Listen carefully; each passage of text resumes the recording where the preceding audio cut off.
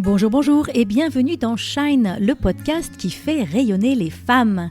Je suis Christine Levicki, coach, conférencière et autrice de plusieurs best-sellers de développement personnel dont J'arrête de râler, J'arrête de vivre ma vie à moitié endormie et mon dernier livre Femme fière, libre et puissante, publié aux éditions Erol.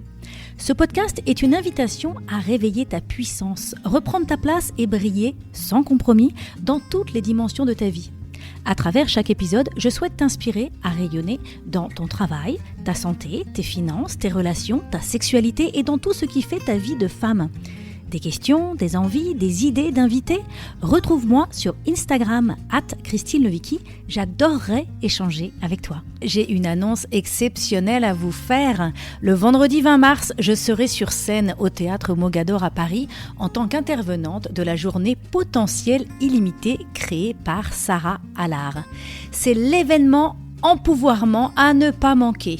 1600 femmes, des intervenantes inspirantes, des talks puissants, des rituels, de la joie, du mouvement, une journée transformatrice pour réveiller ton énergie et activer ton plein potentiel.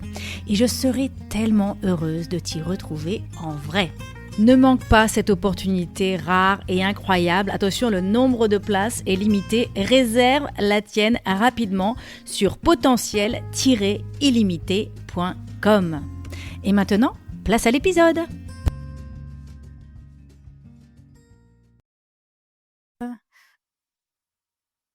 Alors aujourd'hui, j'ai l'immense joie de recevoir Arnaud Rioux au micro. Il est auteur, formateur, chaman, ancien comédien et surtout un grand voyageur de l'âme. Il a écrit plus d'une vingtaine de livres, dont Vous êtes immortel, Osez révéler votre âme, La puissance des rituels, Osez réveiller le chaman qui est en vous et La prophétie de l'aigle et du condor, pour n'en citer que quelques-uns. À travers ses écrits, Arnaud nous parle de sagesse ancestrale, d'amour, de chaos créateur, de renaissance, mais surtout, il nous parle de nous, de ce que nous sommes profondément, au-delà des rôles, des masques, de nos peurs. Et c'est pour parler de tout ça que j'ai le plaisir de le recevoir aujourd'hui au micro de Shine. Je suis convaincue que cet échange vous touchera en plein cœur, mes chères auditrices, alors installez-vous confortablement et laissez-vous porter. Alors, bonjour Arnaud, bienvenue au micro. Bonjour Christine, enchanté, merci de ton accueil. Voilà, comme on disait tout à l'heure offline, ça fait, des années et des années que j'entends parler de toi et en fait, on s'est jamais j'ai rencontré beaucoup, beaucoup de personnes sur scène dans des séminaires ou des choses comme ça, mais toi et moi, on s'est jamais rencontrés. C'est ça, il fallait attendre que ça soit mûr, que ça soit le moment. Des fois, c'est comme ça, il y a des rencontres, on se tourne autour, on fait le même métier, on est dans les mêmes sphères et puis il fallait attendre que ce soit le moment. En tout cas, je suis ravi de cet échange. Voilà, tout à fait. Là, tu viens dans mon podcast et dans quelques mois, je serai dans le Tipeee donc on C'est ça. bah, on va avoir l'occasion cette année d'être en lien, c'est joué Ouais, pour moi. ouais, avec plaisir. Alors toi, tu parles souvent de chamanisme Ouais. et j'aimerais que tu nous parles un petit peu de ça. Qu'est-ce que c'est que le chamanisme aujourd'hui? Comment tu définirais le chamanisme simplement? Pouf, on commence tout de suite, on met les pieds dans le plat. C'est pas la même chose si on définit le chamanisme dans ce que c'est, dans ses origines, et si on le définit dans la façon dont on peut le pratiquer aujourd'hui. Parce que ça a tellement changé, on peut dire, pour simplifier, que le chamanisme, c'est la plus vieille voie spirituelle de l'humanité, hein. Ça vient avec l'animisme, donc depuis les premiers hommes, il y a 80 000 ans, on commençait déjà à faire des pratiques parce que, l'humanité s'interroge toujours à savoir qu'est-ce qui se passe de l'autre côté du rideau.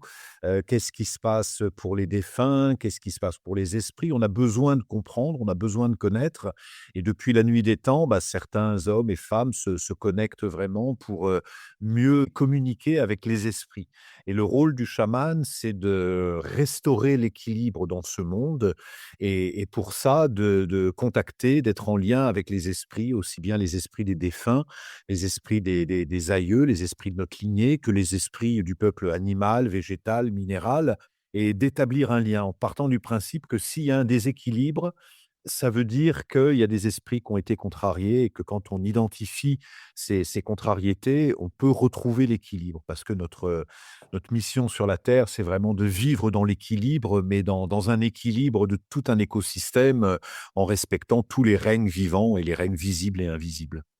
Voilà, donc je dirais j'ai l'impression que le chamanisme, c'est un peu cette curiosité vers l'invisible.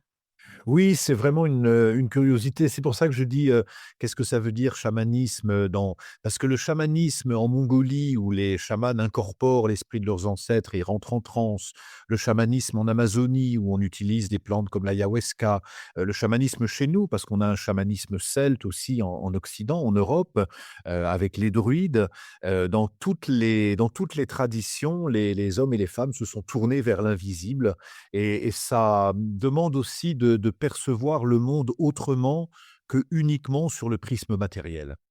Mmh. Et tu parlais tout à l'heure de d'équilibre et de Ouais. déséquilibre. Comment est-ce qu'on sait qu'il y a un déséquilibre? Quels sont les signes d'un déséquilibre? Ah bah, on le sent déjà dans son corps. Il y a plusieurs indices, des plus sensibles aux plus forts. Les plus sensibles, c'est une intuition, l'impression qu'il y a quelque chose qu'on fait, mais qui est pas très juste. On y va et puis ça résiste un peu. On veut y aller, ça se fait pas ou voilà, donc ça, c'est des indices sensibles. Après, on va avoir des indices au niveau émotionnel. On a des émotions fortes, on est très facilement en colère, on est très facilement triste alors qu'il y a pas tellement de raisons. Ensuite, il y a des indices au niveau énergie, c'est-à-dire qu'on manque d'énergie, on se réveille le matin, on n'a pas envie d'y aller, on est facilement en conflit avec les uns et avec les autres. Et puis le dernier des indices, le plus rouge, c'est quand, le corps physique commence à payer et que là, on fait, telle ou telle pathologie et que malgré les soins qu'on donne, ça persiste ou ça prend différentes formes. Et tout ça, pour le chaman, c'est des indices qui nous signalent que on n'est pas soit dans notre alignement, soit dans notre, heu, en harmonie avec l'univers, parce que c'est notre rôle d'être en harmonie avec l'univers. Ça nous demande de plus avoir une posture de super prédateur, mais d'être conscient qu'on fait partie de ce système, comme le font partie les animaux, les végétaux et donc d'être dans beaucoup plus une posture de respect, une posture d'écoute, une posture d'humilité aussi avec tous les règnes. Quand tu décris, ce que c'est qu'un déséquilibre, je me dis, mes auditrices et même moi-même doivent aller dire: «Ah ben moi je suis en plein dedans là, je suis en plein dans le déséquilibre». Cette impression de s'énerver, moi j'ai écrit «J'arrête de râler», cette impression de râler, moi j'ai beaucoup de femmes qui me disent: «J'ai l'impression d'être un dragon, de me transformer Ouais. en dragon, j'ai l'impression de vouloir des choses, de pas y arriver, j'ai l'impression d'être fatiguée, d'être éparpillée, d'être dispersée». J'ai l'impression que nos modes de vie aujourd'hui, nous amènent à un profond déséquilibre.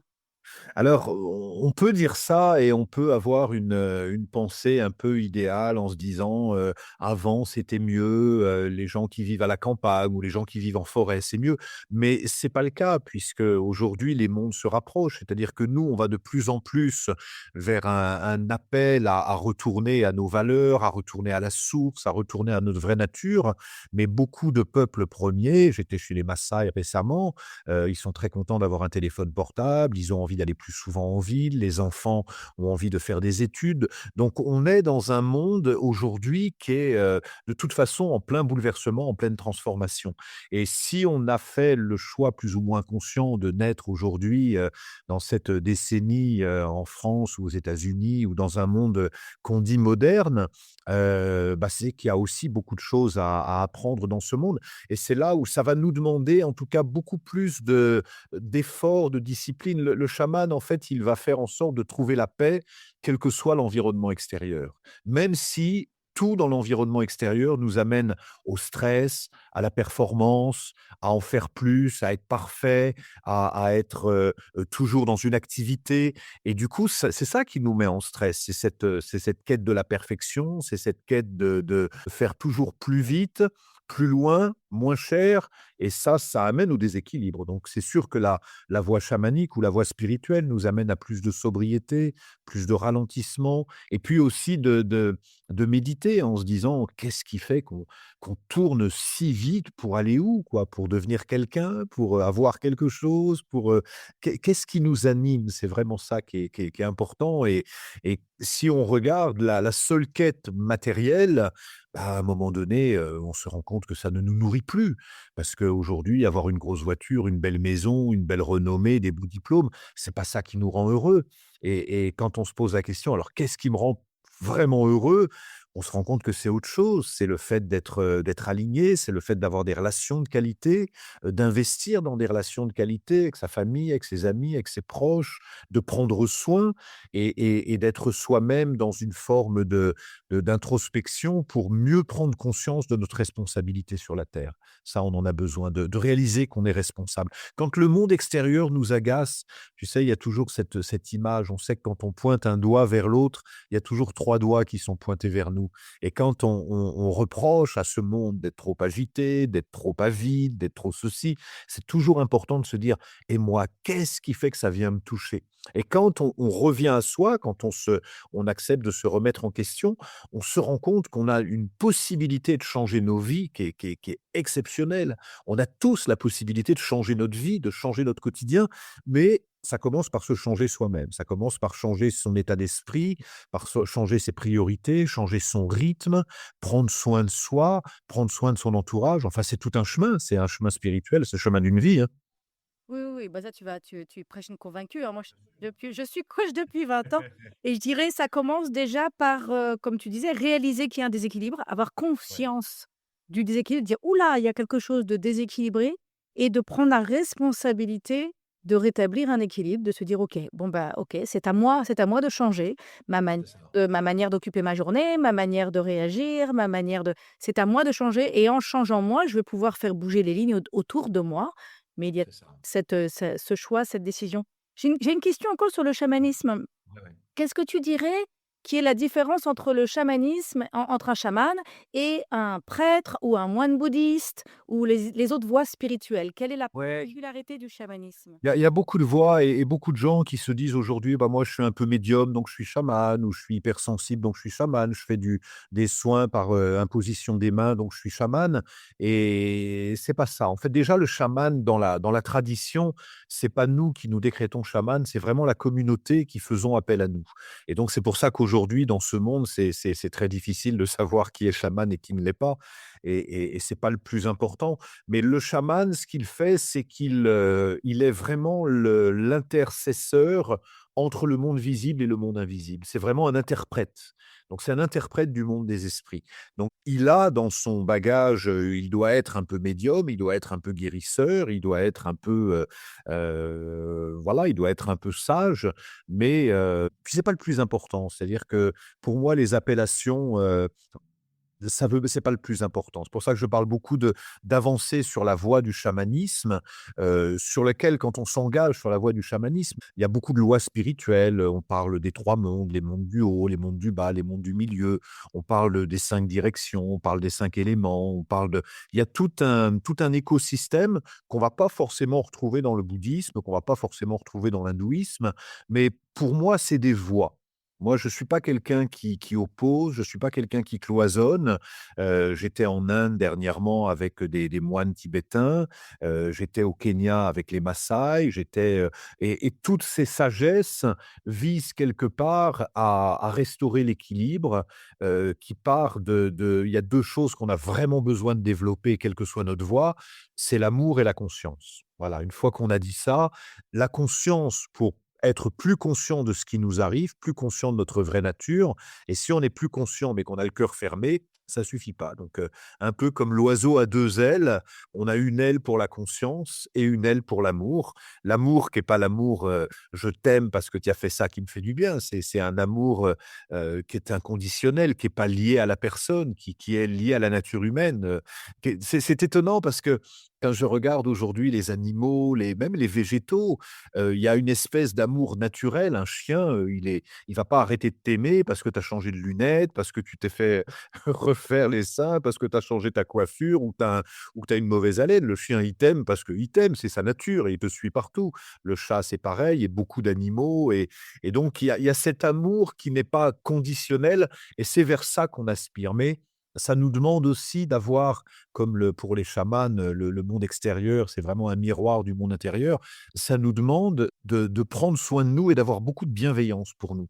Je trouve qu'on est très dur avec nous et surtout les occidentaux dans cette décennie, on est très dur avec nous, on est très exigeant, on s'en veut, on se parle mal. Je vois des gens, des hommes et des femmes qui des fois, tu te rends compte, je m'étais dit que je m'étais levé à 7 heures et puis je me suis pas levé à 7 heures, je me suis levé à 7h30, j'arrive même pas, je me dis: «Mais waouh, lâche-toi la grappe.com quoi», tu vois? C'est sois doux avec toi parce que on fait de notre mieux simplement et ça, se dire tous les matins: «Je vais faire de mon mieux pour être simplement une bonne personne», c'est-à-dire une personne plus aimante, plus patiente, plus douce, plus tendre, plus tolérante et moi je suis pas, partisan des grandes théories hyper complexes. Le monde est finalement assez simple et si aujourd'hui on a plein de qualités, spirituelles, ésotériques, mais qu'on n'est pas un bon compagnon ou un bon ami, ça n'a aucun sens, quoi.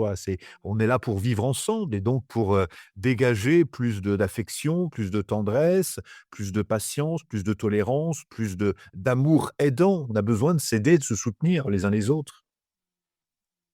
Oui, j'aime bien ce que tu dis, donc tu parles de conscience et d'amour, hein, c'est ça les Conscience et d'amour, vraiment. moi j'utilise beaucoup le mot, ancrée ou présente et Ouais, le cœur ouvert. Donc ouais. ancrée, le cœur ouvert ou présente et le cœur ouvert. Vraiment cette qualité de oui, il se passe plein de choses, oui, il y a plein d'attentes, oui, il y a le passé, il y a le futur, mais ce qui est important, c'est d'être présente au présent, et de rester le cœur ouvert.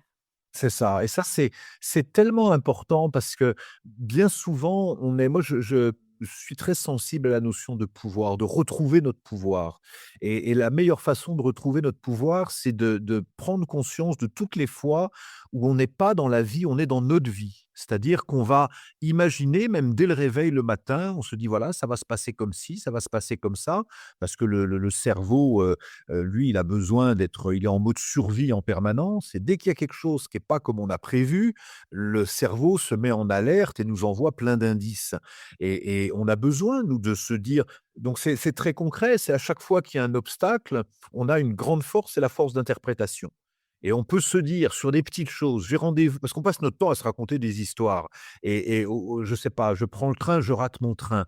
À partir de là, je peux me raconter 1000 histoires. Soit ah, la société des transports, ils sont pas fiables, de toute façon, c'est pas des gens trucs et en plus, c'est des nanana. Ou alors sur soi-même, de toute façon, je suis incapable d'arriver à l'heure à mes rendez-vous, de toute façon et on peut se dire: «OK, qu'est-ce que j'ai raté mon train, qu'est-ce que je peux faire avec ça maintenant? Est-ce que je peux mettre à profit cette heure ou cette demi-heure que j'ai pour, lire un livre, écouter un podcast?» C'est cette phrase de Marc Aurèle, moi qui m'accompagne au quotidien: «Donne-moi le courage de changer ce que je peux changer, la sagesse d'accepter ce que je peux pas changer et le discernement de reconnaître l'un de l'autre. Et ça, simplement, quand il y a un événement, un obstacle, une épreuve, on peut se dire: «OK, comment est-ce que je peux améliorer les choses? Oui, alors il faut y aller. Non, alors ça sert à rien de s'énerver» et le discernement nous permet par le calme, par la méditation d'avoir une action juste. En fait, c'est ça, une action juste, une parole juste, une intention juste, ça c'est vraiment important quand on aborde quelque chose. Pourquoi on fait ça? C'est quoi qui nous anime? Ça, c'est des questions simples qu'on peut se poser. Tout à fait. C'était tout à fait le thème de mon livre «J'arrête de râler». Moi, j'étais animée avec la phrase de Maya Angelou qui disait: «Si vous n'aimez pas quelque chose, changez-le. Si vous ne Ouais, pouvez pas le changer, changez votre attitude, ne râlez pas». c'est Ça, ça. c'est un peu la même chose. Alors, j'ai envie de parler un peu de ton parcours. Ouais. Donc toi, tu as quitté l'école jeune, tu as été comédien et ensuite tu as été initié dans plusieurs traditions qui t'ont amené au chamanisme et j'ai envie que tu Ouais. nous parles un petit peu de ça. Qu'est-ce qui t'a conduit à suivre ce chemin? Parce que tu aurais pu ne pas aller dans cette direction. Qu'est-ce qui t'a amené à suivre ce chemin?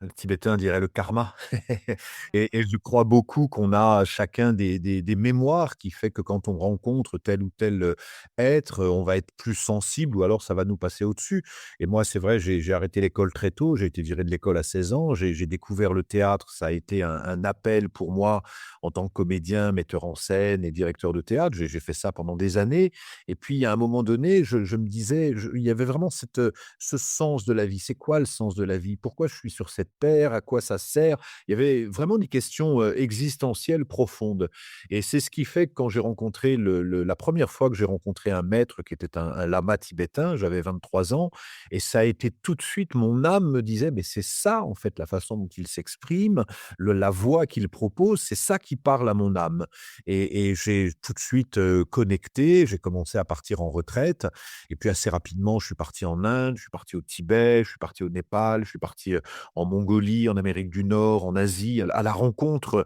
des ceux qu'on appelle les sages, c'est-à-dire des hommes médecine, des lamas, des rinpochés, des chamans, et à chaque fois, il y avait mon âme qui me disait: «Ah oui, c'est ça, c'est ça, c'est ça, c'est ça que tu veux et c'est ça qui te fait du bien» et ça m'amène aujourd'hui à regarder je suis, comme chacun, incarné dans la matière, hein, voilà, j'ai une vie sociale, j'ai une vie professionnelle, mais je sais que ça, c'est qu'un personnage de théâtre.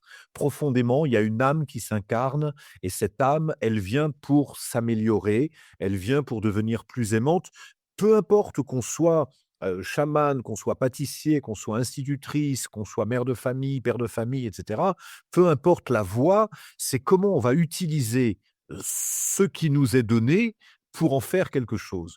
Et moi, c'est vrai que j'ai eu la chance très tôt de rencontrer des chamans, des hommes médecine.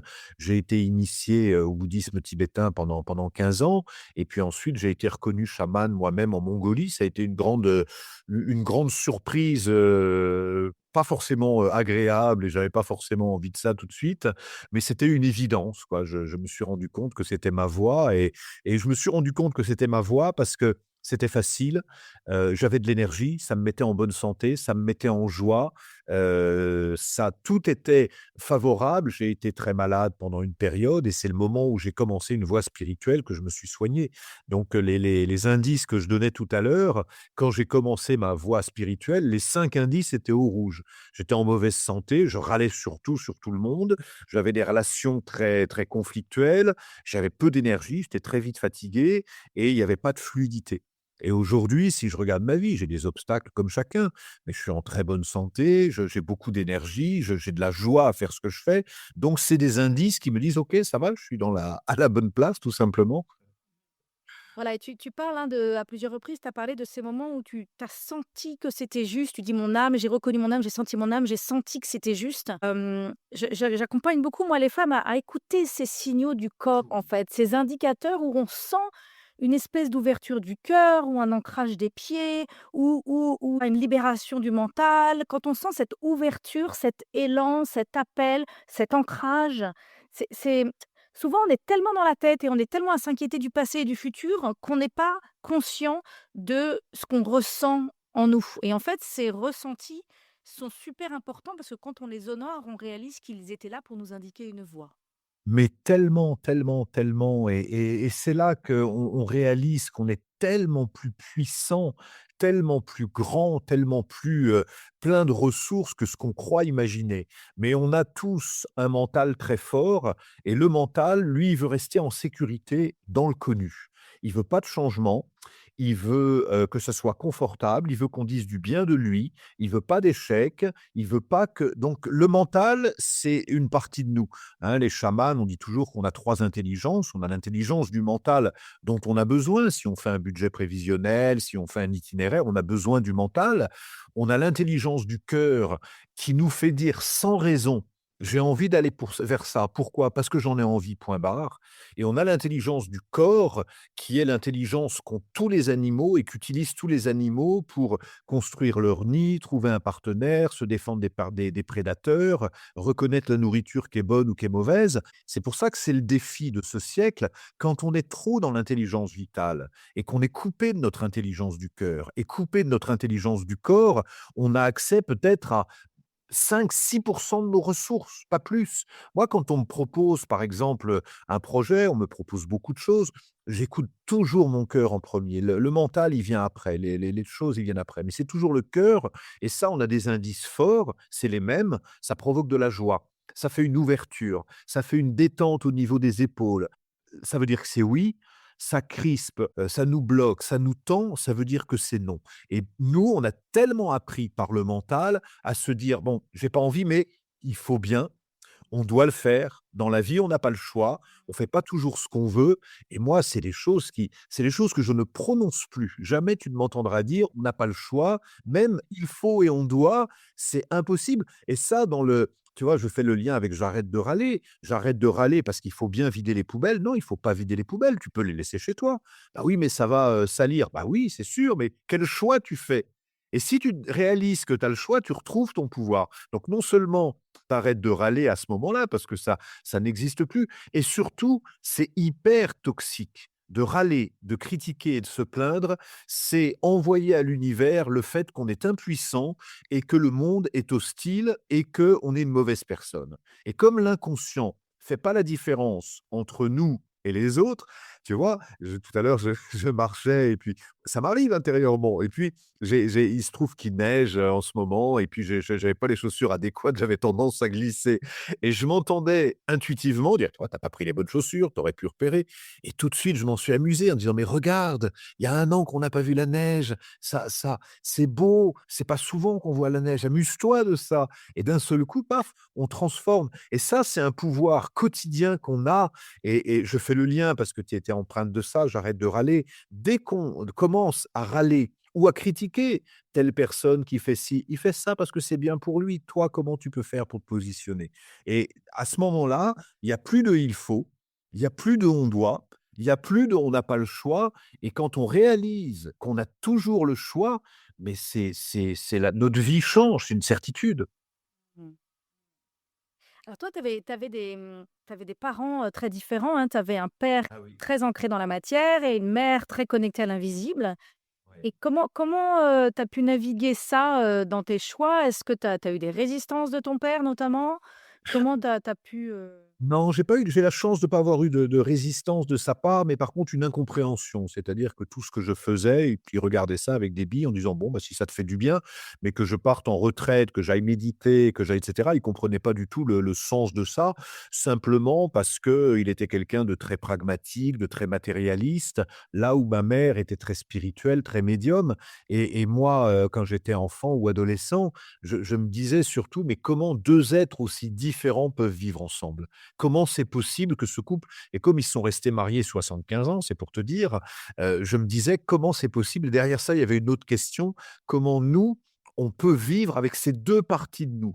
et j'étais un enfant, assez malheureux, un adolescent très déprimé parce que j'acceptais pas mon histoire. J'aurais voulu que l'histoire soit différente. Mais aujourd'hui, avec la hauteur, quand je regarde mon histoire, mais je me dis: «J'ai eu exactement les parents qu'il fallait» parce que ça m'a permis de rassembler ces 2 sphères et aujourd'hui, l'essentiel de ma vie, c'est d'être en lien avec les chamans, avec les moines. Je fais des retraites de méditation, des rituels toute l'année, toute la journée et pour autant, je suis très ancré dans la matière. Je dirige une académie, un centre de formation.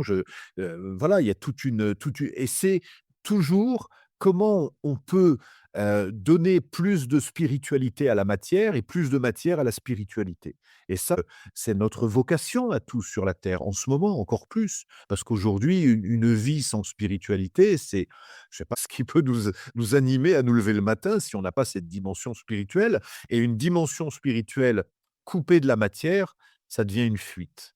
C'est-à-dire qu'on va souvent les gens me disent: «Ah oui, mais c'est bien chez toi, mais dans la vraie vie», mais je dis: «Non, non, non, là, on est dans la vraie vie. On est dans la vraie vie. Dès que tu te réveilles le matin, on est dans la vraie vie et tu peux transformer cette vie». C'est le plus grand pouvoir qu'on a, c'est de transformer. Transformer notre regard qu'on a sur nous et qu'on a sur l'environnement, qu'on a sur les épreuves. Tu vois, toutes les épreuves qu'on a, ça peut être des opportunités. C'est vraiment on a ce pouvoir-là et c'est ça qui nous permet de grandir en esprit. et moi je remarque donc j'accompagne beaucoup de femmes et je remarque Ouais. que souvent ce que j'entends et ce qui bloque et ce qui coince, c'est la peur du regard des autres.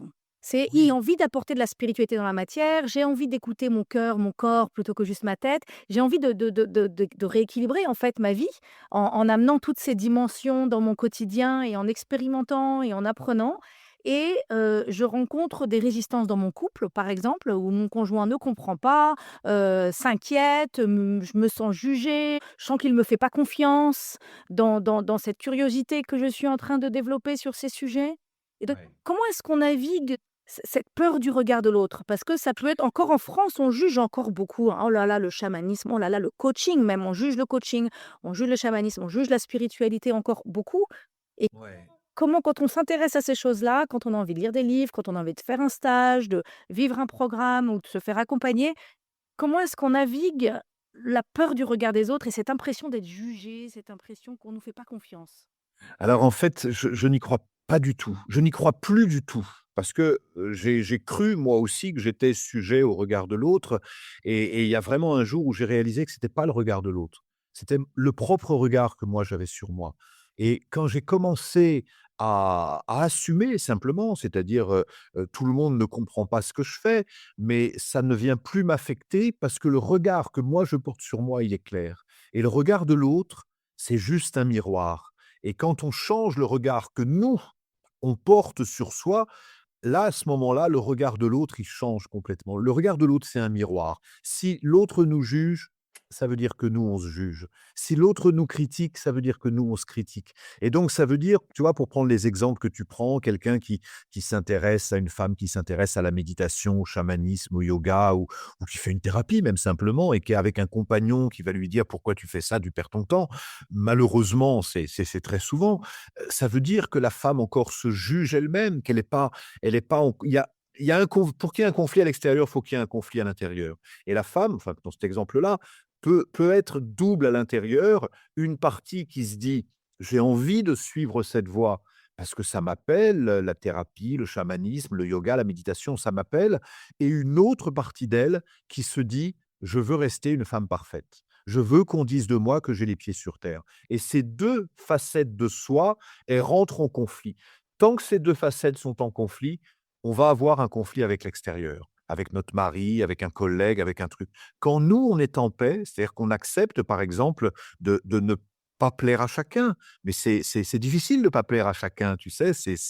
Moi, j'ai vu les endroits où j'avais quand j'ai commencé à parler de chamanisme, j'ai au début, j'avais du mal avec les critiques quand les gens me disaient: «Oh, il est barré, il est perché».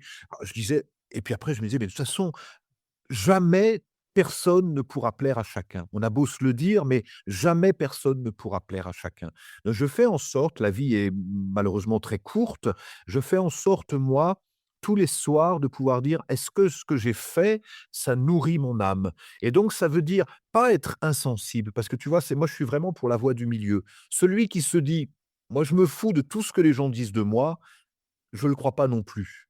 Parce que quand on vit en société et donc on collabore, on travaille, on vit le couple, on vit la relation familiale et si on n'a rien à faire de ce que nous dit l'autre, ça veut dire que donc entre être, complètement, impacté par la moindre réflexion de l'autre et ne rien avoir à faire, il y a une voie qui est la voie du milieu où on va s'écouter soi-même et quand on prend une décision, par exemple, moi j'accompagne beaucoup les comme toi, beaucoup les hommes et les femmes à assumer leurs décisions.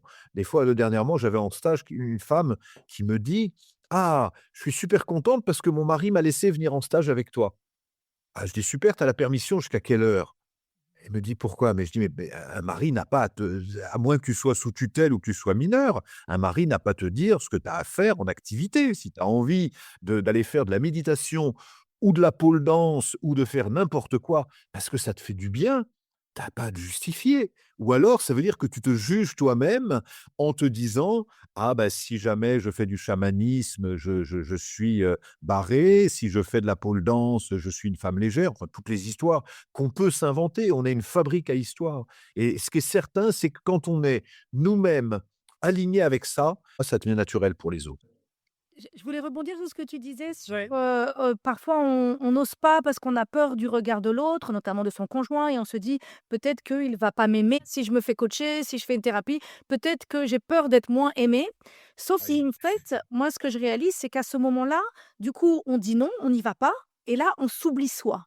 Ah oui! Et en s'oubliant soi, ça devient aussi très dur de nous aimer parce que c'est très dur d'aimer quelqu'un qui s'est oublié en fait, qui Et puis là, je vais dire red flag d'un drapeau rouge à fond, quand je commence à me dire, «Si je fais de la méditation, mon mari cesse de m'aimer», c'est ça n'a rien à voir avec l'amour. hein. Aimer, c'est permettre à l'autre d'être qui il est et d'aller là à quoi il aspire. Donc, sinon, ça veut dire: «Je t'aime» quand tu fais pas trop de bruit, quand tu as pas trop d'émotions. Mais ça, c'est pas de l'amour, ça, c'est Dans le fond, on sait que c'est comment pas dire? vrai. On se raconte. Et ce qui est dommage, c'est qu'on a le même mot en français pour dire, j'aime mon mari, j'aime les brocolis et j'aime cette chemise. Et ça n'a rien à voir, quoi. J'aime cette chemise, voilà, elle me fait du bien, je suis bien avec ça. Mais j'aime mon mari ou j'aime ma femme, ça veut vraiment dire je lui permets d'évoluer tel qu'il a envie d'évoluer. C'est pas à nous de dire comment il a à faire. Ouh là là! Mmh.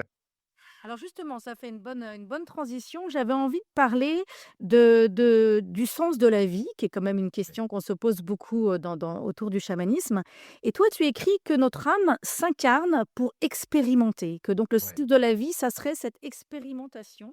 Est-ce que tu peux nous en dire un petit peu plus? Oui, en fait, j'ai cherché moi aussi longtemps quel était le sens de ma vie, puis à un moment donné, je me suis rendu compte que la rivière, elle a toujours un sens et la vie, elle a un sens de toute façon, elle va de la naissance à la mort et puis elle continue pour les chamans ou pour les bouddhistes d'incarnation en incarnation et la nature, c'est de s'élever en conscience et en amour, de toute façon. C'est notre nature, c'est comme un bouchon de liège, au fond de l'eau, sa nature, c'est de remonter à la surface. Une plante qui sort de terre, sa nature, c'est de s'élever et de fleurir. Un enfant qui arrive au monde, sa nature, c'est de se redresser sa colonne vertébrale, d'apprendre à marcher. On a de s'élever en conscience et en amour. C'est notre vocation. Et pour ça, il y a que nous qui savons ce qui nous font du bien. Et quand je dis ça, ça veut pas dire, faire le plus possible. On peut être tout à fait dans le sens de sa vie en s'occupant simplement de son petit jardin, de sa, de faire la cuisine, de s'occuper de ses enfants, de s'occuper de son potager ou de réparer les voitures. On n'est pas obligés tous d'écrire des livres ou de s'occuper de non, c'est de prendre soin, de faire ce qui nous fait profondément du bien. Mais je rajoute profondément du bien. Parce que celui qui se dit: «Bah, moi, ce qui me fait du bien, c'est de fumer un pétard en regardant les séries devant la télé sur mon canapé toute la soirée», je vais lui poser la question: «Est-ce que ça te fait vraiment profondément du bien?» Est-ce qu'à la fin de ta vie, si tu te dis: «Est-ce que, je suis content de ma vie?» peut-être tu vas te dire: «Bah, non». Et malheureusement, c'est quand on perd un proche, quand on a un accident, quand on fête une décennie, on arrive à 40 ans, à 50 ans, à 60 ans, on se dit: «Waouh, comment j'ai optimiser ce temps court sur la terre. Mais profondément, le sens de la vie, c'est d'être heureux, tout simplement, de rayonner. C'est tous les animaux cherchent ça, tous les végétaux cherchent à s'épanouir et nous, on a besoin de s'épanouir, mais de s'épanouir vraiment et on reconnaît quand quelqu'un est épanoui. Je dis pas quand quelqu'un est riche ou a du succès ou est il y a des gens qui ont beaucoup de succès qui sont très malheureux profondément, mais si on est et j'en reviens aux indices de toute façon qui trichent pas, si on est en bonne santé, si on a de la joie à se lever le matin pour œuvrer, si on est content d'être avec nos amis, avec notre famille, on est dans le sens de notre vie. C'est naturel, quoi. Et est-ce que tu parles de mission d'âme, toi? Est-ce que dans le chamanisme, il y a cette notion de Il y mission? a il y a cette notion, mais elle est souvent mal comprise et puis, beaucoup de gens, s'enferment avec ça en étant persuadés qu'ils ont une mission d'âme, qu'ils vont la trouver et que s'ils la trouvent pas, ils auront raté leur vie. On ne peut pas rater notre vie, c'est impossible. On ne peut pas être en dehors de son chemin de vie. On serait où? Même si je suis, dans une ornière, des fois quand je sais pas, quand on va, marcher en montagne, par exemple, des fois c'est en plat, on marche vite, on fait du 6 kilomètres/h et puis des fois on fait, 15 mètres en 1 heure parce que ça avance pas vite, parce que c'est plus difficile, parce qu'il y a des obstacles, il y a de la neige et cetera. Bah, dans notre vie, c'est pareil. Il y a des moments où c'est fluide, il y a des moments où on se trompe, il y a des moments où on n'atteint pas nos objectifs, des moments où on se réinvente, mais pour moi, il y a même plus d'erreur. Moi, je dis souvent, ça choque toujours, je ne fais aucune erreur dans ma vie. Ça peut surprendre. Un enfant qui tombe, il fait pas une erreur, tu vois? Je j'atteins pas toujours mes objectifs, des fois, je suis déçu, mais tu vois, il y a pas cette notion d'erreur. Dans la nature, il y a pas d'erreur. Une fleur qui fane trop tôt, elle fait pas d'erreur, elle est juste adaptée et nous, c'est pareil. C'est juste le mental qui passe son temps à se mettre des objectifs. On est hyper exigeant avec nous, on est dur souvent avec nous, plutôt que d'apprécier la vie dans sa générosité. La vie est belle et la période qu'on vit est belle. C'est-à-dire que les objectifs qu'on se fixe, et là, ça, on enregistre cet épisode en début d'année. Je ne sais pas à quel point Ouais, les gens vont l'écouter, mais ouais, on enregistre cet épisode en début d'année où on a tendance à se lancer des objectifs. ouais. Et il y a quand même une grande différence entre se fixer un objectif qui est qu'est-ce que je pense que je devrais faire ou que je dois faire ou qu'il faut que je fasse ou qu'est-ce que je veux faire. On parlait tout à l'heure de qu'est-ce qui te rend vraiment heureux. Donc, quand on se fixe un objectif qui est vraiment un objectif de si j'arrive à vivre ça cette année ou ce mois-ci ou cette semaine, ça va vraiment me rendre heureux. Si notre objectif Oui, est animé par la joie et non pas par l'obligation, par le jugement, par la culpabilité, si notre objectif est vraiment animé par je me donne l'objectif cette semaine de faire ça parce que ça va m'apporter de la joie, ça va me permettre de vivre un moment de joie. oui.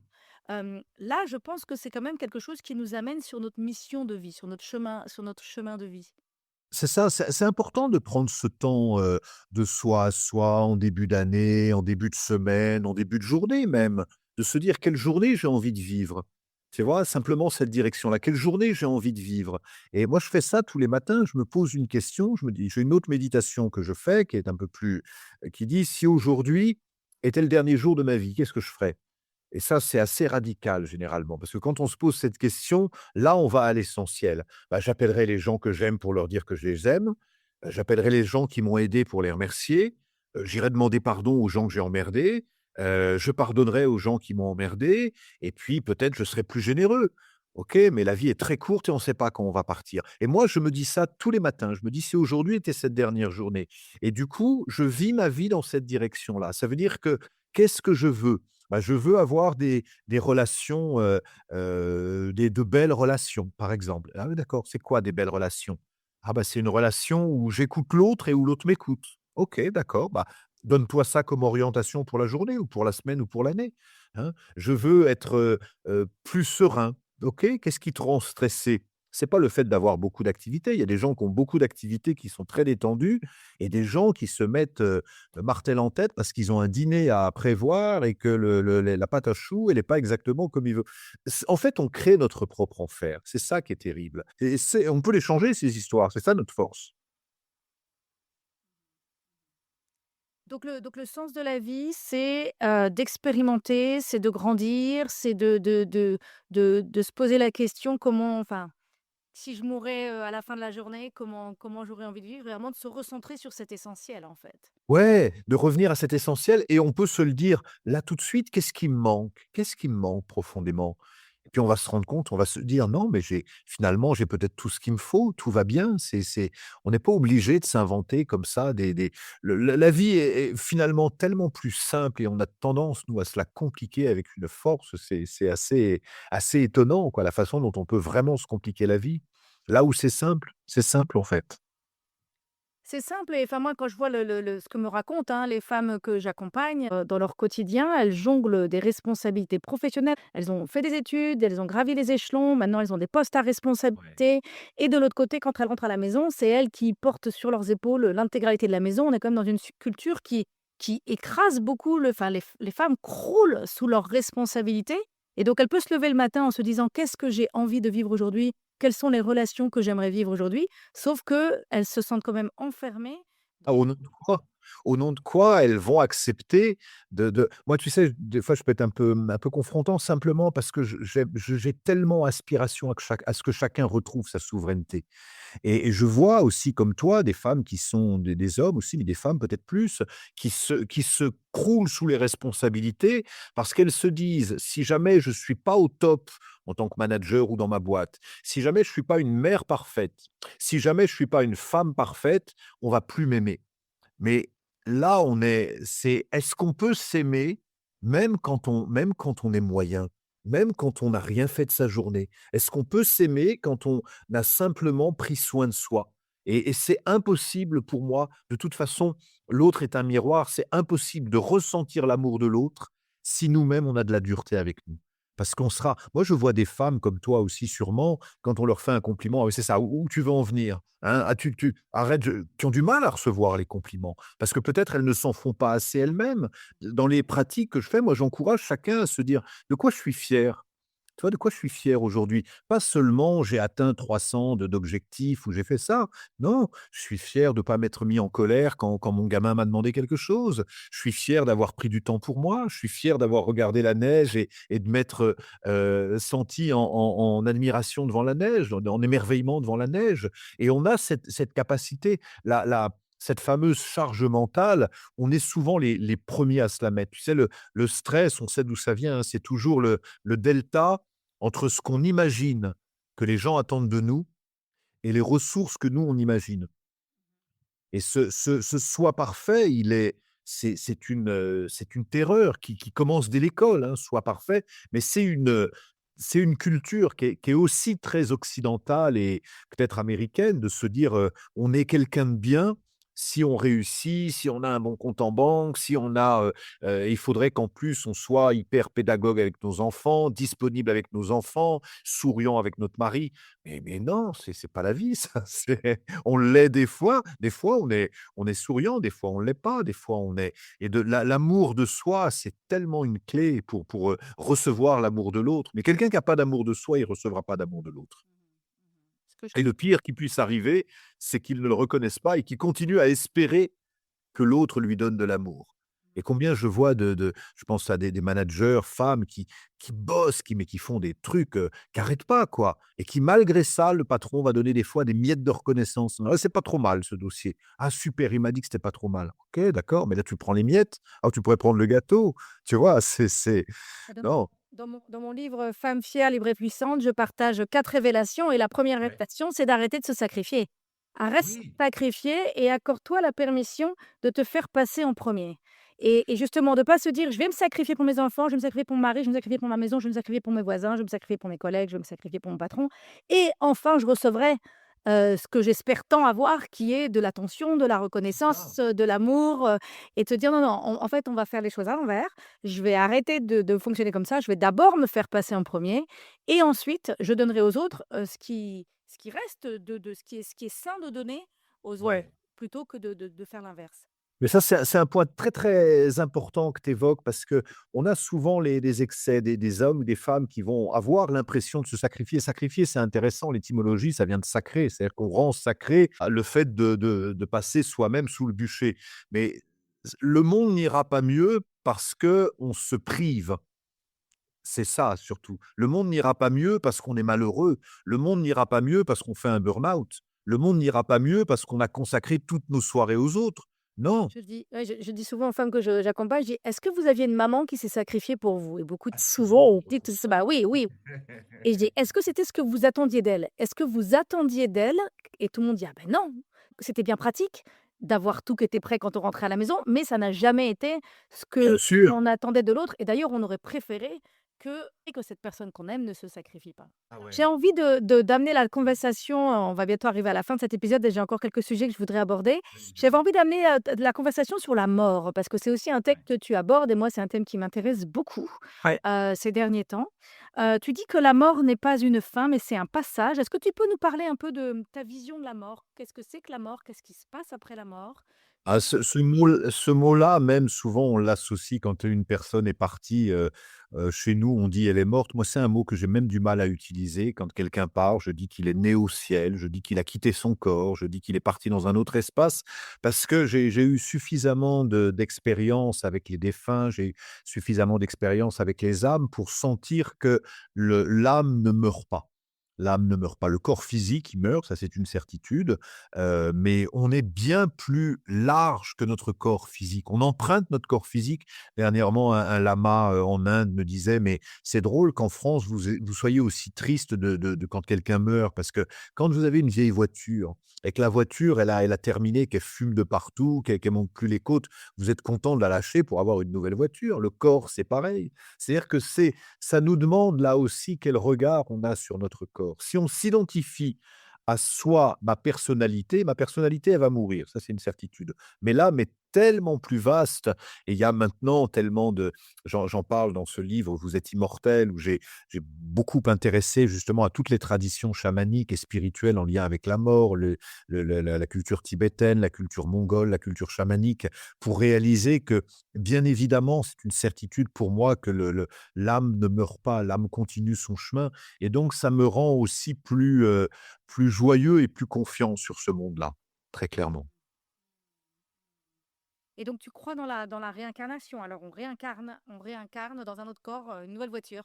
Ah ça, j'ai pas mais alors pas l'ombre d'un doute et là aussi, j'ai tellement fréquenté de lama tibétain, tellement vécu d'expériences par rapport à ça que je n'ai pas l'ombre d'un doute. Est-ce qu'on se réincarne en humain ou on peut se réincarner en arbre? Très généralement en humain parce que c'est ce qui nous correspond le plus.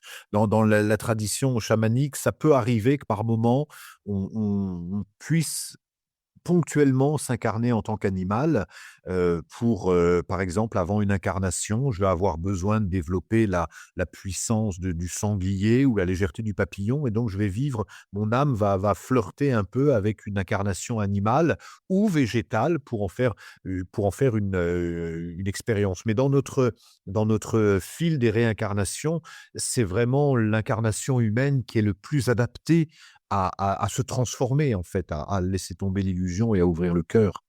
Et cette incarnation, selon toi, elle se fait assez rapidement? Ou est-ce qu'il y a des moments, il y a des temps où nous ne sommes pas incarnés? Bah, comme on est dans un espace qui n'est plus avec un passé et un futur, c'est très difficile de mesurer ce temps-là.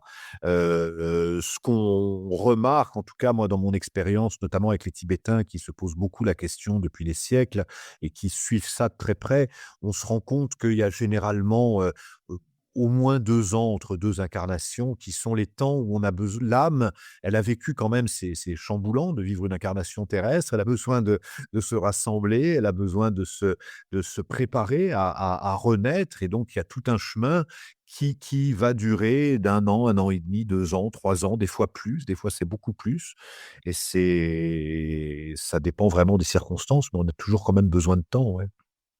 Et donc est-ce qu'on peut dialoguer avec nos ancêtres? Et notamment, ce qui me vient aussi, c'est comment ça se passe s'ils ont déjà été réincarnés? Enfin, voilà. C'est bon, ça c'est une question qu'on me pose souvent parce qu'on se dit: «Mais s'il s'est réincarné, comment on peut?» mais on parle de l'âme, quand elle est en dehors de ce corps physique, elle est omnisciente et elle est partout. C'est-à-dire qu'elle peut être ici et ailleurs en même temps. Elle peut avoir une partie qui s'est vraiment réincarnée tout en étant, en continuant à dialoguer.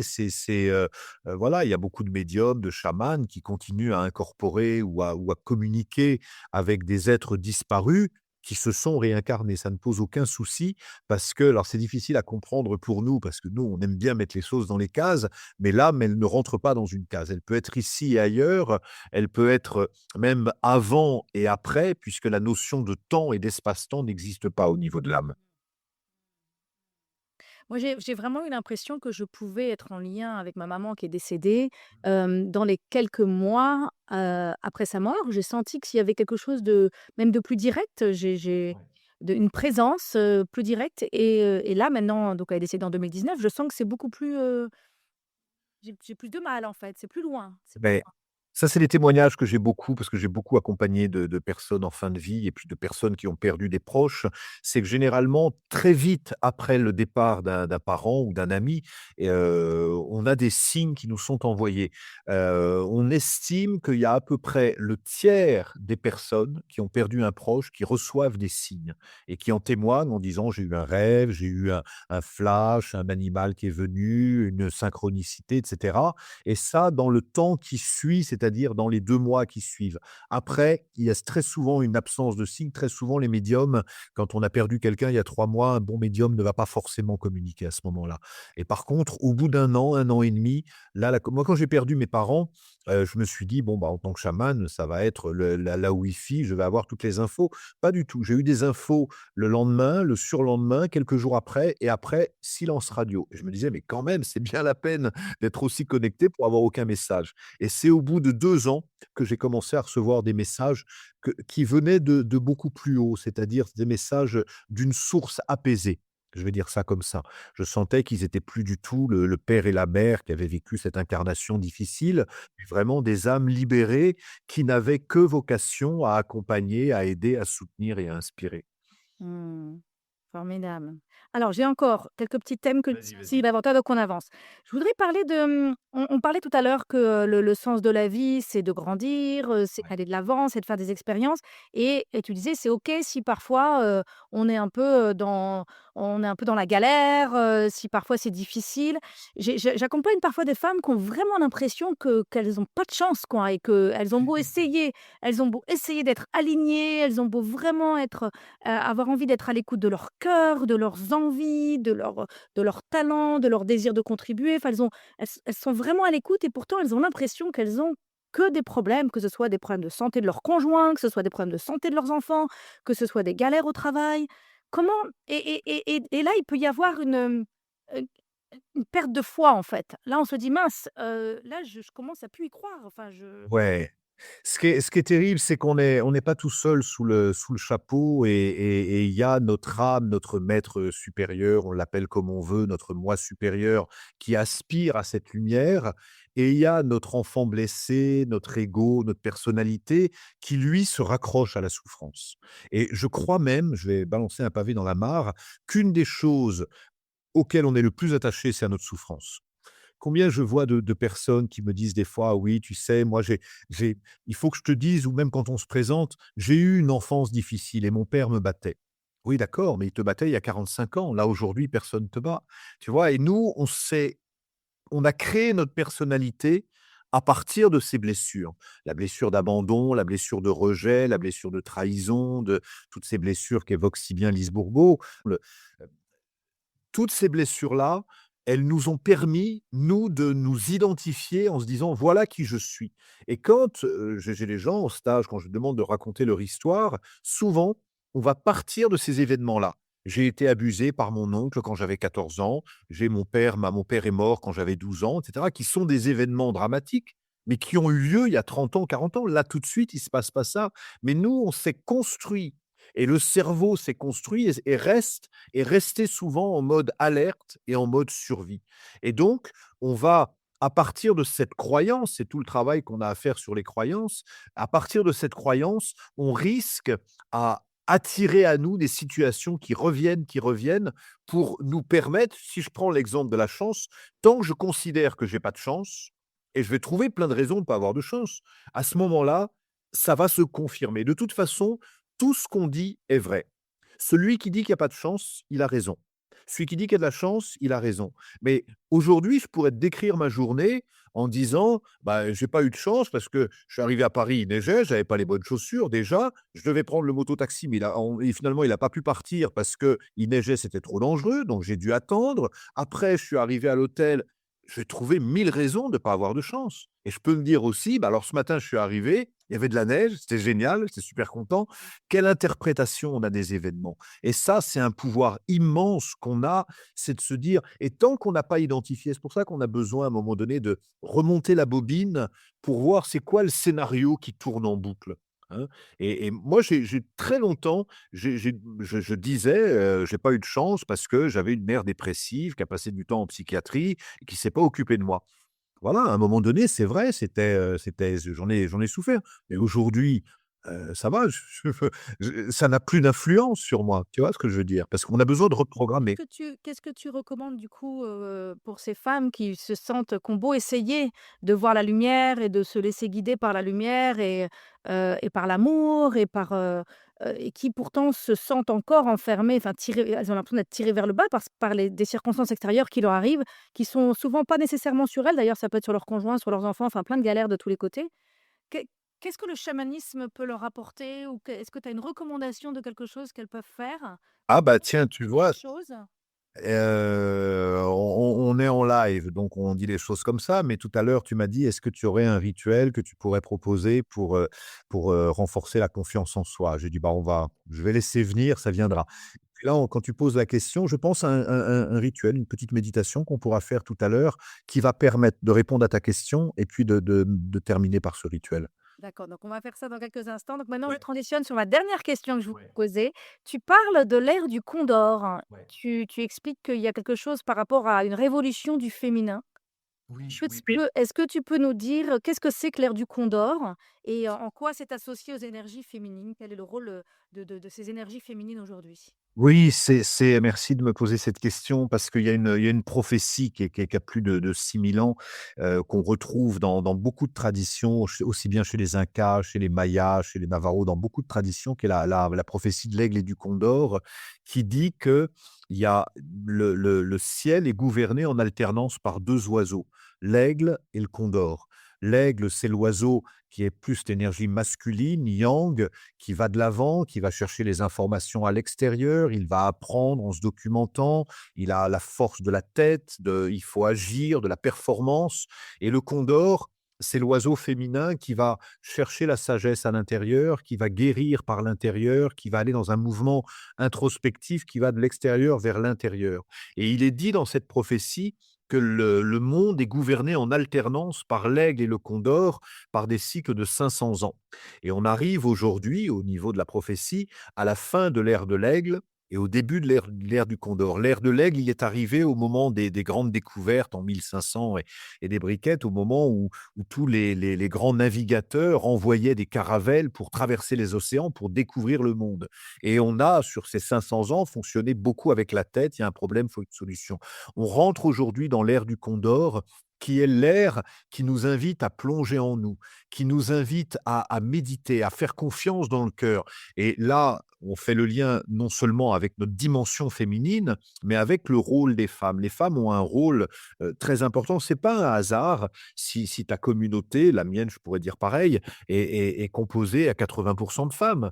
Parce que je crois que les femmes aujourd'hui, beaucoup plus facilement que les hommes, ont cette capacité à plonger en elles, ont cette capacité à se remettre en question, cette capacité à aller à la source, parce que la femme, naturellement, elle est beaucoup plus intuitive, elle est beaucoup plus pleine de sagesse. Et puis la femme, elle est quand même capable de donner la vie, ce qui est, tu vois, qui est la plus grande. Donc on est dans cette ère où le féminin la dimension féminine a besoin de reprendre sa souveraineté.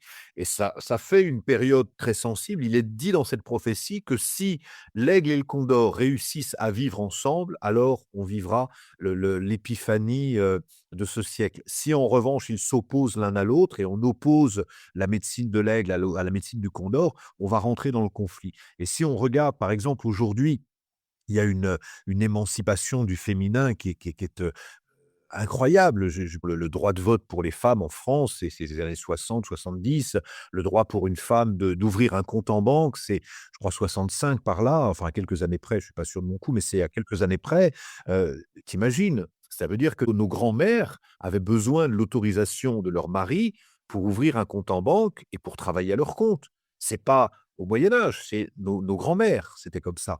Nos grands-mères avaient besoin de l'autorisation du mari pour passer le permis de conduire. Enfin, tu vois? Donc on est aujourd'hui, avec des femmes qui s'émancipent, qui deviennent, autonomes financièrement, qui deviennent et ça crée comme un déséquilibre parce que j'ai aussi beaucoup d'hommes qui se disent: «Mais ma femme maintenant, elle gagne plus que moi, elle est autonome, elle a son appartement, à quoi ça sert?» Et donc on a des hommes en panique aussi qui sont, donc on a eu une espèce de période du patriarcat, qui a fait beaucoup de dégâts, c'est une évidence. On est aujourd'hui dans une transformation. Le vœu que je forme, c'est que le féminin et le masculin œuvrent ensemble parce que tant qu'on sera dans l'opposition, il y a rien qui voudra passer et donc ça demandera aux uns et aux autres de déposer leur colère ou leur peur de l'autre pour aller vers l'amour. Et donc il y a vraiment cette idée, j'ai l'impression de se dire, il y a les forces du masculin, il y a les forces Ouais. de l'aigle, donc c'est la connaissance, c'est aller de l'avant, quelles sont les forces du Et masculin? Quelles sont les forces du condor? Et l'idée, c'est de se dire, il y en a pas une qui est meilleure que l'autre, oui. les 2 sont intéressantes, en fait et il faut qu'on Tu vois? à s'intéresser aux 2.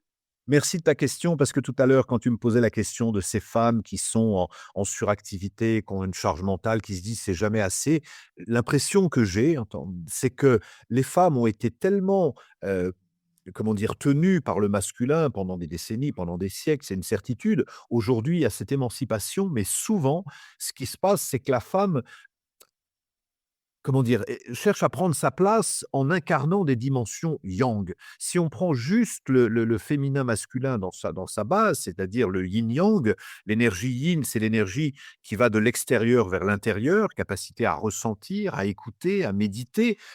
Physiquement, quand l'homme et la femme font l'amour, la femme reçoit, elle médite, elle transforme, et la capacité de l'homme à aller de l'intérieur vers l'extérieur. Dans la nature, par exemple, la terre-mère, c'est l'élément féminin, le vent et le ciel portent une graine, c'est l'élément masculin et ensemble, il va y avoir ça. Et aujourd'hui, on a beaucoup de femmes qui veulent, comment dire? Qui presque prennent une dimension masculine. Moi, je vois en entreprise, par exemple, des femmes qui sont terribles parce qu'elles veulent tellement avec la vibration et les outils de l'homme et elles vont dans les mêmes écueils, c'est-à-dire la super performance, la super activité, la super compétitivité et elles se crament comme se sont cramés les mecs, c'est pareil parce que alors qu'on a besoin d'un équilibre hommes et femmes, donc ça veut dire capacité à méditer, capacité à ressentir, capacité à décider autrement qu'avec la tête, capacité à avoir une fermeté et une douceur et si les hommes et les femmes arrivent à incarner ça, alors on sera vers une société, à laquelle j'aspire beaucoup plus douce. Mmh. Mmh. Et quelle est la place des hommes dans enfin, dans cette transition? Qu'est-ce que on comprend que les femmes ont besoin de plus se faire confiance, d'être plus à l'écoute, d'arrêter d'essayer de fonctionner que sur des principes du masculin et qu'elles apprennent à découvrir quelles sont les forces du féminin et qu'est-ce qu'on peut demander aux hommes, Non. Dans ma perception du masculin et du féminin et qui est, vraiment dans cette période qui est très, très sensible où souvent les hommes et les femmes sont paumés dans leur genre, la femme, elle porte la création, elle porte la vie, elle est source d'inspiration. Le rôle de l'homme, c'est de protéger. Mais quand on dit protéger, on imagine tout de suite le guerrier qui se dit: «On n'entre pas, c'est ma femme, touche pas». Non, c'est pas ça. C'est permettre à la femme moi j'ai vu ça avec les Masaï par exemple, où le rôle des hommes, c'est vraiment de protéger. C'est-à-dire, ils sont là pour permettre à la femme d'exprimer complètement toute sa créativité. Mais aujourd'hui, quand une femme exprime toute sa créativité, la femme, elle est multi-orgasmique, elle fait peur à l'homme. C'est ça la femme fait peur à l'homme, c'est parce que la femme fait peur à l'homme, c'est la femme qui est multi-orgasmique, c'est la femme qui donne la vie, c'est la femme qui a accès naturellement dans les traditions, algonquin, navarro, Lakota, la femme est toujours au centre parce que d'ailleurs, elle rentre souvent pas dans la fameuse hutte de sudation parce qu'elle a naturellement, elle a ses cycles, elle donne la vie, donc elle est naturellement liée au mystère de la vie et à la connaissance intuitive et pour ça, elle doit être capable d'exprimer pleinement sa féminité qui passe par l'expression des émotions, qui passe par l'expression d'un cycle et l'homme, son rôle, c'est de préserver ça, donc d'apprendre à connaître, à observer et à préserver pour permettre à la femme d'être dans son rayonnement. Mais l'homme a tellement eu peur de la femme qu'il a complètement, phagocyté pendant des décennies ou des siècles et c'est pour ça qu'aujourd'hui les hommes sont souvent perdus parce qu'ils ont peur des femmes. Très clairement, les hommes ont peur de la femme, sinon ils ne feraient ils n'auraient pas fait tout ce qu'ils ont fait. Il y a vraiment cette peur, naturelle de la puissance féminine. ce qui est important, c'est que les hommes apprennent à avoir confiance en eux. Ouais. Confiance en eux et confiance dans le fait que la femme va continuer à les aimer, va continuer je pense que c'est surtout ça, c'est qu'il y a cette peur de: «Je à quoi je vais servir? Est-ce qu'elle va encore m'aimer? Est-ce que je vais encore avoir un rôle à jouer dans sa vie?» Si elle, elle active son plein potentiel. Imagine ce défi, Christine, c'est le défi de l'amour. C'est-à-dire se dire: «Si jamais je permets» et tu me diras en tant que femme ou les femmes qui écoutent, vous pourrez commenter, mais une femme qui se sent libre d'exprimer tout ce qu'elle a à exprimer en étant soutenue par un compagnon, mais je crois qu'elle a aucune raison de partir ailleurs. Si on regarde enfin, naturellement, je connais pas une femme qui les femmes qui se tirent, c'est quand elles se disent: «Mais il me laisse pas faire ce que j'ai à faire, il me laisse pas être dans ma puissance, donc je me tire». Bah, par contre, une femme qui se dit: «Mais mon compagnon, mon mari, il me soutient, il m'accompagne, il m'encourage quand je suis déprimé, quand je suis dans mes cycles, quand je suis truc, il est là, il est présent». Elle a aucune raison d'aller voir ailleurs, donc pour les hommes qui écoutent, il y a aucune raison d'être inquiet, mais ça nous demande parce qu'on a chacun notre héritage, on a quand même chacun nos lignées, nos grands-pères, nos trucs et donc on a besoin de se libérer ça. C'est pour ça que la prophétie de l'aigle et du condor et ça m'émeut de parler de ça avec toi parce parce que je crois que c'est vraiment la clé de cette interview et la clé de cette période, c'est de se dire notre mission, si on revient à ça, notre vocation, c'est de faire l'expérience de l'amour ensemble en étant l'homme sécurisant et la femme qui libère, qui ouvre et c'est le défi de l'amour. En ayant confiance en l'amour, en ayant confiance en l'amour et donc pas dans le contrôle. Oui, pas dans le contrôle.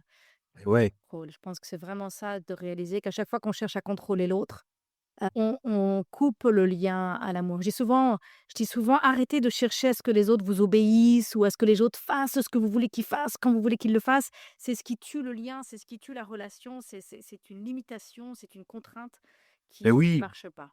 Le bébé dans le ventre de sa mère, il n'est pas là à contrôler, est-ce que je fais d'abord les jambes ou les bras? Est-ce que je fais d'abord et la mère elle-même n'est pas à se dire: «Attends, il faut que je fasse» non, la vie se fait à travers nous et le miracle de la naissance, c'est tellement, magnifique, de vivre ça, de se dire: «Waouh, la vie, elle est tellement forte et elle nous traverse» et nous, quand on veut contrôler par moment, on a l'impression de contrôler un petit peu quelque chose, puis à un moment donné, il y a un tsunami. C'est là que ça nous demande de faire confiance. De faire confiance en quoi? En l'amour. C'est la nature de chaque chose.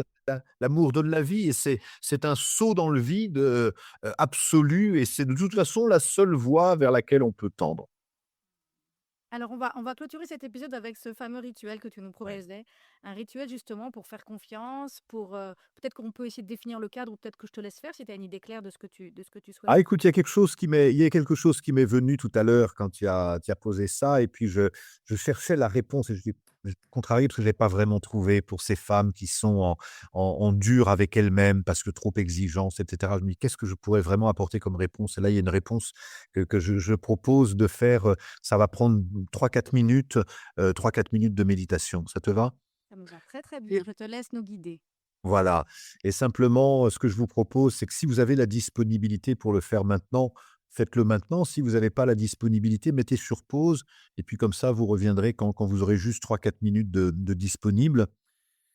Puis maintenant qu'on est disponible, juste être dans l'instant présent, être présent dans son corps, présent dans sa colonne vertébrale et présent dans sa respiration, d'adopter une respiration, lente et profonde, de inspirer profondément.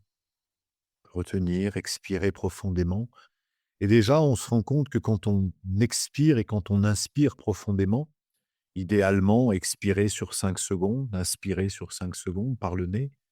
Quand déjà on adopte cette cohérence cardiaque, on régule notre cœur et donc on se sécurise à l'intérieur et quand on est sécurisé, bien sûr, on c'est plus facile d'envisager les perspectives et je vous invite simplement à faire un petit retour en arrière, ça fait plus d'une heure qu'on parle avec, Christine, quand vous êtes arrivés sur ce podcast. Puis revenez un petit peu en arrière quand vous vous êtes réveillés ce matin, dans quel état vous étiez. Et puis, faire un petit retour en arrière sur les journées, les semaines qui ont passé.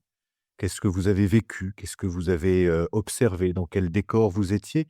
Et puis dans quel état vous étiez vous-même? Quelle histoire vous vous racontiez sur vous, sur le monde? Puis remonter encore en arrière depuis votre dernier anniversaire. Qu'est-ce qui a bougé? Comment c'était le dernier anniversaire? Avec qui vous étiez entouré? Est-ce que vous étiez très solitaire ou très accompagné? Est-ce que c'était très méditatif ou très festif? Est-ce que vous étiez à l'intérieur, à l'extérieur? Est-ce que vous étiez en joie de votre anniversaire ou un peu déprimé? Puis remonter un peu en arrière en laissant passer les années, les unes après les autres, les événements importants, les rencontres importantes. Les mariages peut-être, les divorces peut-être, les naissances, les déménagements. Remontez le fil de votre vie à partir d'un endroit sécurisé et puis remonter jusqu'à ce que vous soyez une jeune femme d'une vingtaine d'années ou un jeune homme d'une vingtaine d'années. Quels étaient ses rêves? Quels étaient ses idéaux? Quelles croyances il avait sur le monde? Quelles, tensions il pouvait peut-être, avoir déjà? Puis remonter encore en arrière, alors que vous étiez un adolescent, une adolescente, que vous découvriez votre corps changeant. Et puis remonter encore en arrière, on accélère le temps, jusqu'à ce que vous ayez 7 ans ou 8 ans, dans ce qu'on appelle la tendre enfance. Et regardez encore, quel était l'environnement dans lequel vous étiez, les parents. Est-ce que c'était bienveillant, sécurisant ou au contraire, hostile et difficile?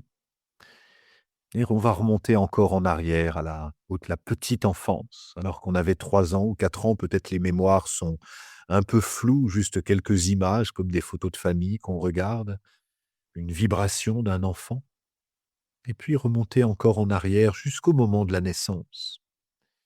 Et puis, je vous invite à comme si vous vous adressiez à cette autre partie de vous qui est l'enfant qui va naître, pour lui dire simplement, mentalement ou à voix haute: «Tu es bienvenu, tu es accueilli, tu es nécessaire». Et cet enfant qui avait juste besoin d'entendre ça: «Je suis accueilli, je suis bienvenu, je suis nécessaire». Et sentez que cet enfant reçoit cette information, comme quoi il est accueilli, bienvenu et nécessaire.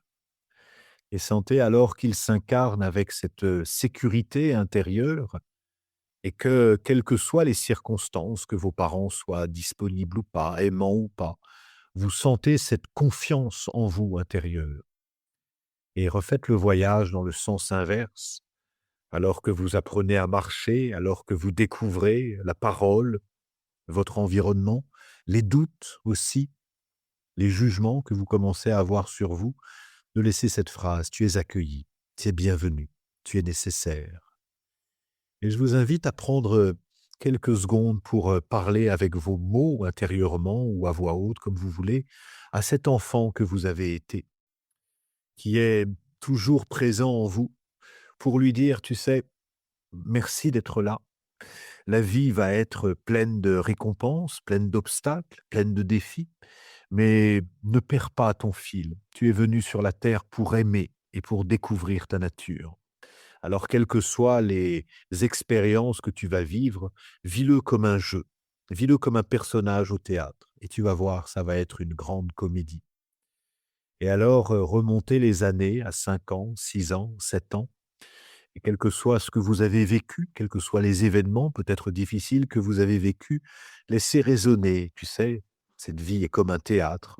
On ne fait que vivre des expériences et ces expériences sont l'opportunité de s'ouvrir en amour et en conscience. Et laissez les années défiler alors que vous avez 13 ans, 14 ans. Prenez de la hauteur sur ce rôle au théâtre. La vie est tellement courte, ce n'est le temps d'un battement d'ailes de papillon que déjà on se retrouve à 20 ans, à 25 ans, mais toujours avec cette certitude que la vie est une opportunité de gagner en conscience et en amour. Et arrivé jusqu'à l'âge, que vous avez aujourd'hui et remerciez-vous d'être, ici aujourd'hui parce que, quelles que soient les circonstances, ben, vous êtes là, vous avez, accepté ce défi de l'incarnation et remerciez-vous et je vous invite juste à mettre la main sur le cœur et d'avoir de la gratitude pour tout ce que vous avez traversé, tous les obstacles, tous les moments où vous avez été découragé, où vous avez cessé de croire en vous, en l'autre, en l'humanité. Et simplement mentalement, avec vos mots à vous, je vous invite à vous dire: «Voilà, je fais le choix de l'amour, je fais le choix de m'aimer, je fais le choix d'aimer chaque journée et de me dire à chaque, épreuve: "Qu'est-ce que dirait l'amour à ma place?"»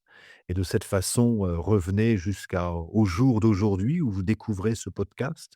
Soyez présent à vous, à votre corps physique, comme un acteur qui prend conscience de son rôle et puis quand vous sentirez prêt, vous pourrez ouvrir les yeux et puis regarder peut-être le monde différemment en réalisant que ce n'est pas la lumière qui manque à notre regard, c'est notre regard qui manque à la lumière. Mmh. Merci, merci, merci beaucoup Arnaud pour ce voyage, Avec paisiblage délicieux, à travers le fil de notre vie et cette, opportunité d'apprendre à voir les choses autrement, à ressentir les choses autrement et à se positionner autrement dans cette vie qui est un cadeau. Je dis souvent que c'est un vrai cadeau.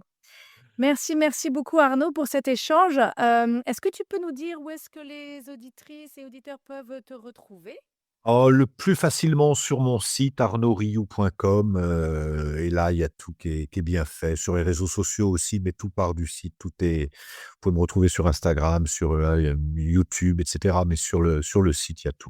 D'accord, et je vous invite donc à découvrir le Tipeee. Donc, c'est une communauté Oui. que tu C'est une communauté que j'ai mis en ligne, il y a quelque temps maintenant, et qui propose, chaque semaine des méditations, des guidances, des ateliers, des invités aussi. Chaque mois, on a un invité. Tu seras toi aussi sur Tipeee, cette année, et on a des invités de grandes marques, des philosophes, des auteurs, des gens qui, voilà, ont un regard, plein d'inspiration sur le monde. Cette période qu'on vit, qui est une période un peu agitée et qui nous demande justement d'être un peu inspirés pour mettre le nez dehors.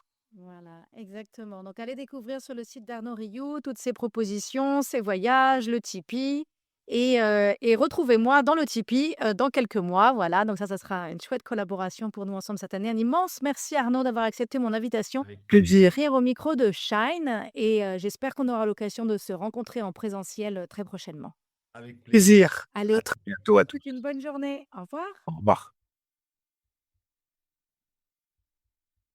Si tu aimes ce podcast et que tu veux m'encourager à continuer, je t'invite à mettre 5 étoiles à partir de ton téléphone sur Apple Podcast ou sur ta plateforme préférée. Tu peux aussi partager l'épisode que tu viens d'écouter avec ton entourage si tu penses que cela pourrait les intéresser. En attendant, je te dis à bientôt pour un nouvel épisode.